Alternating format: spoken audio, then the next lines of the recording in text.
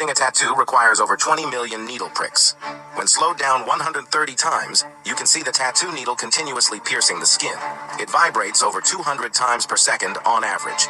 But how does the ink inside the needle enter the skin and form a tattoo? Today, let me take you through the entire process of getting a tattoo. First, the tattoo artist will sketch the design based on your request. To ensure the transfer is accurate, petroleum jelly is applied to the area. Then, the design is placed on your skin and colored. The artist then slowly traces the outline of the design. Once these steps are completed, the artist begins puncturing your skin with a tattoo gun. The needle of the tattoo gun is not just one. If we zoom in, we can see that it is composed of multiple needles. With the help of a high-speed motor, you can see a row of needles simultaneously piercing your skin. Even your muscles tremble, doubling your pain. When the needle penetrates the skin, it carries the pigment into the dermis layer. The pigment is absorbed by the capillaries beneath the dermis and undergoes a chemical reaction. At this point, the body's immune cells detect this subtle signal and perceive the dye as an invader. Macrophages quickly arrive at the scene and encapsulate the pigment molecules. However, the macrophages also die, and as they shrink, the pigment molecules are released. To protect your body from harm caused by the ink, the macrophages continue to encapsulate the ink.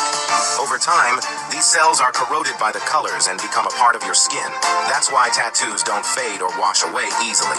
It's actually the result of your body's immune cells fighting continuously.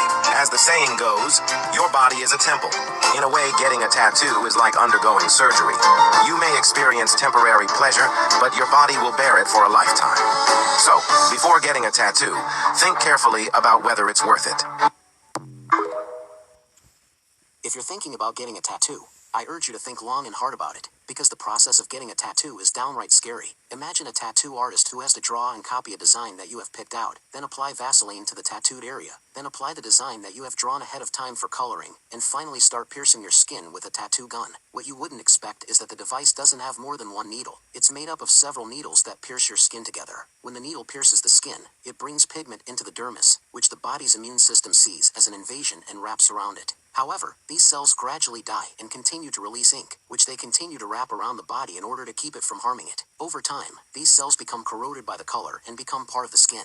What's even scarier is that the device's needling frequency is hundreds of times per second, which means that to complete a small to medium-sized tattoo, it needs to be pierced tens of millions of times in a row. Finally, Vaseline has to be applied to the tattooed part again before the whole tattoo is complete. After watching this process, do you still dare to get a tattoo? If you're thinking about getting a tattoo, this is what happens when you tattoo your eyes. And so there's been a couple of case reports of it where, the ink can actually end up getting into the inside of the eye, and then the patient has a severe reaction to that ink, and then they can end up losing their sight and their vision in a permanent way. And so, I realize for some people it's a way of life, but I feel like maybe you should kind of draw the line at vision. If you like your sight and you like to be able to see, you should maybe not get your eyeballs tattooed. This is what happens when you tattoo. So my DMs have been filling up with this photo right here.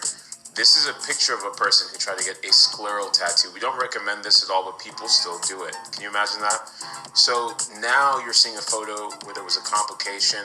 This patient had a lot of things going on and developed a scleritis as well, as you can see in the photo. The problem with scleral tattooing is they're trying to go in the space between the conjunctiva and the sclera, but obviously they may not inject it in the correct spot and cause complications. This is exactly what you think it is. No guys, this is not a tree trunk. In this video we can see this very scaly texture and something that somewhat resembles a tree trunk. When the video pans out, however, we can see that this is actually somebody's arm. Now, if you've ever had a tattoo, then you're probably familiar and you know what this is, and if you haven't, no, this is not some strange disease. The person in the original clip got something known as a full blackout tattoo.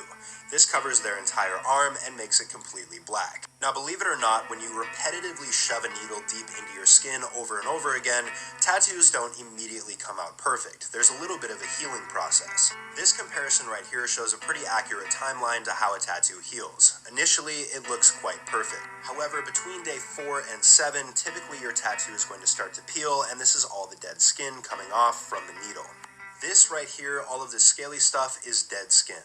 You might also be tempted to pick these pieces off, but it's much better if you just let them fall off on their own.